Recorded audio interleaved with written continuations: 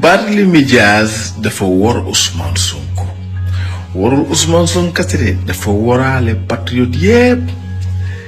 Dias war nu ba pare doon nu ñaawale yéen a ngi fàttaliku point de presse non guddi googu laa gis ay patriote yuy jooy booy Dias nga war nu jënd nu ko Macky Sall waaye ki ngi jënd jaru ko de Macky Dias Macky yaram moom du daw la ilaha illallah xam nga Barthélémy Dias day def fi xale même buy nax sax nax yu yomb yooyu la maanaam comme booy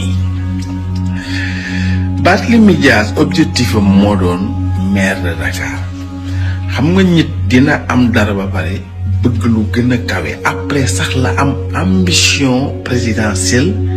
2029 mais comme dafa ni ceene na maire bi nii rek léegi te procès mi ngi ci kanamam léegi dafa bëgg nax Macky Sall nax Ousmane Sonko déggal de mu jëkk ci Macky Sall ñëw ci moom ni ko léegi réew mi jot nañu waxtaane ko def dialogue foofu sax dafa fen ni ko wax naa Ousmane Sonko ba pare moom nangu na Macky Sall bàyyi ko ci biir xam na lépp nu mu demee xam na ni booy bii ay weer ci ginnaaw moo àndoon ak booy Sonko xañ ma 3e mandat Macky fait le jeu mu jóge ci Macky dem ci Ousmane Sonko ni da kay naxate moom it di ko xoolal gars yi dañuy jéem a nax Macky quoi léegi yow ñëwal ñu dem ci dialogue bi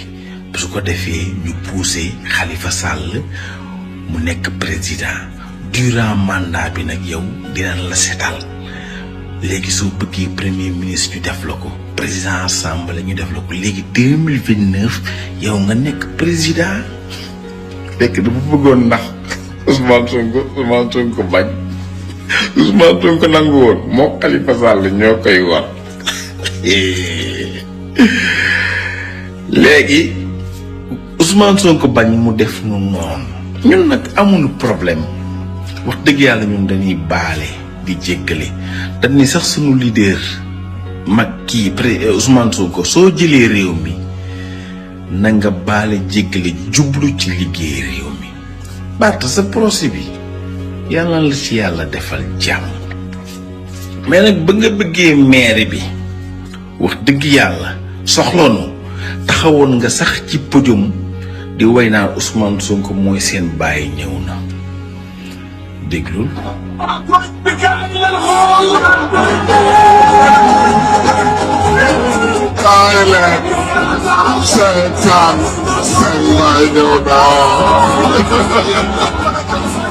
gis nga daan am procès Ousmane Sonko wàcc ci mbedd mi ànd ak yow ñàkkante ak yow lacrymogène yi mais teewul danga ko wor tey sa conférence de presse bi nag dama la gis mais da nga tiit parce que xamoon nga ni lii dina ñëw expliquer ko wax nga ko maanaam ñoom dañ la waroon financer état bi sax di la jéem a koñe wala jox ay milliards di la jox 55 millions xoolal yaa ngi wax di baab état bi ci sa conférence de presse bi mais en même temps da nga bëgg wane waale sa guerrier man xam naa la yaa ngi sax xalamal ay sa sal mais Macky bii ni laa la yaramam du daw non boo amee condamnation non Macky day révoqué de décret te mën ngaa ñàkk sa mandat bi man maa la wax lii lay yóbbaale Ousmane Sonko waxoon na la ngeen xeex ngeen bañ karma ñëw na lu waay ren di sa loxo lay naaj ku war ren ba déwén mu jëkk la dal la ko giñ rek Dias tooy léegi nag la ma waxoon coon ñaa dama ne woon coon ñaa ku ko pareneel wala nga defal ko caution wax ko ci commentaire yi les commentaires yi laay natt mbir mi yow nag dee nga woowoo kenn te demoo wuy ci waaye damay laaj patriote yi kan moo bëgg soutenir Barthélémy Dias wax ko wii bindal wii ci commentaire yi ku ko bëggul soutenir nag bindal non ñu def sondage fi ferme-moi.